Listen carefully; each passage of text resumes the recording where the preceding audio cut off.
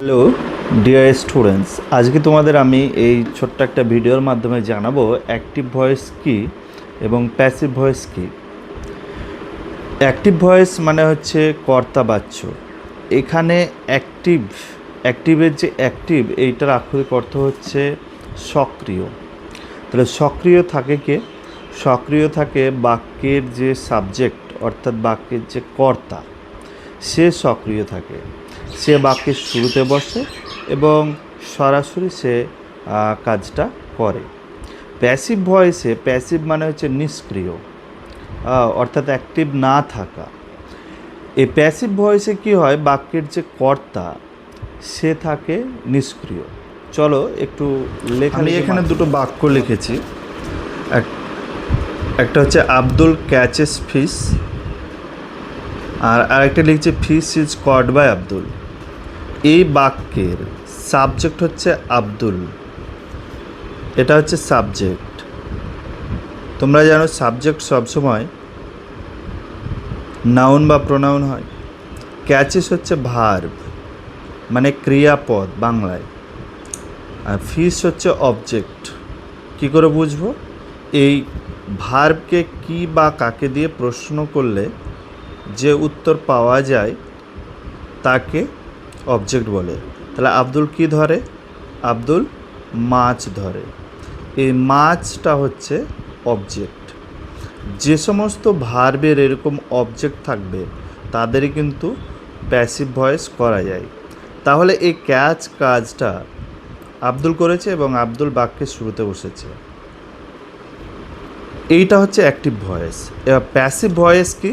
Passive ভয়েসে যে কাজটা করা হয়েছে সেটা আগে বসবে। তাহলে ক্যাচ, এই কাজটা, এই ক্যাচ কি ধরা হয়েছে? মাছ ধরা হয়েছে। তাহলে মাছকে ধরা হয়েছে, এই মাছটা কিন্তু আগে বসবে। তাহলে ফিশ ইজ কট। আর জেনারেলি প্যাসিভ ভয়েসে কিন্তু ভার্বের থার্ড ফর্ম ব্যবহার করা হয়। 3 নম্বর পাস্ট পার্টিসিপল ফর্ম ব্যবহার করা হয় এবং তার আগে টু বি ভার্বের প্রয়োজনীয় ফর্ম থাকে। এইসব নিয়ম আমরা পরে যাব, কিন্তু অ্যাক্টিভ প্যাসিভ কি সেটা একটু বুঝে নেব। তাহলে fish is caught by Abdul. তাহলে দেখো এই কট কাজটা যে করছে সে কিন্তু পরে আছে।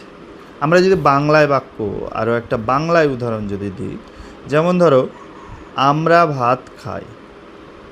আমরা ভাত খাই। এই খাওয়া, খাওয়া এটা কাজ, আর এই ভাত খাওয়া কাজটা কে করছে? আমরা করছি। হ্যাঁ, তাহলে এই যে আমরা শুরুতে বসেছি, ইংরেজিটা যদি লিখি ক্লিয়ার হয়ে যাবে। We eat rice. আমরা ভাত খাই। এই ইট এটা ভার্ব। এটাকে যদি আমরা কি খাই বা কাকে খাই দিয়ে প্রশ্ন করি তাহলে আমরা এই রাইসটা উত্তর পেয়ে যাব। তাহলে এটা হচ্ছে অবজেক্ট। আমরা কি খাই? ভাত খাই। এটা হচ্ছে অবজেক্ট, হ্যাঁ, অর্থাৎ কর্ম। অবজেক্টের বাংলা হচ্ছে কর্ম। এই খাওয়া কাজটা কে করে? আমরা করি। তাহলে এটা হচ্ছে সাবজেক্ট। এটা বাক্যের শুরুতে বসেছে। তাহলে এটাকে আমরা অ্যাক্টিভ বলবো না প্যাসিভ বলবো? এটাকে আমরা অবশ্যই অ্যাক্টিভ বলবো। প্যাসিভ করতে গেলে কি হবে? এই রাইস এই দিকে থাকবে। রাইস ইজ, তারপরে ইটের থার্ড ফর্ম হবে, ইটের থার্ড ফর্ম হবে eaten. Rice is eaten by us. তাহলে উই তো অবজেক্ট হিসাবে বসে না, উই এর অবজেক্টিভ ফর্ম আস কিন্তু বসে। তাহলে দেখো যে কাজটা, যারা এই ইটেন কাজটা করেছে তারা কিন্তু বাক্যের শেষে হয়েছে, আর যাকে খাওয়া হয়েছে সে কিন্তু বাক্যের শুরুতে হয়েছে। প্যাসিভ ভয়েসে এরকমই হয়, যে কাজটা করা হচ্ছে সেইটা শুরুতে বসবে। আর অ্যাক্টিভ ভয়েসে যে এই কাজ করে তাকে শুরুতে বসানো হয়। তাহলে আশা করছি তোমরা অ্যাক্টিভ এবং প্যাসিভ সম্পর্কে বুঝতে পেরেছ। পরের ভিডিওতে আমরা এই অ্যাক্টিভ থেকে প্যাসিভ করার নিয়মগুলো, ভয়েস কী এবং প্যাসিভ ভয়েস কী। যদি ভালো লেগে থাকে তাহলে তোমরা এটা তোমাদের বন্ধুদের সঙ্গে শেয়ার করো।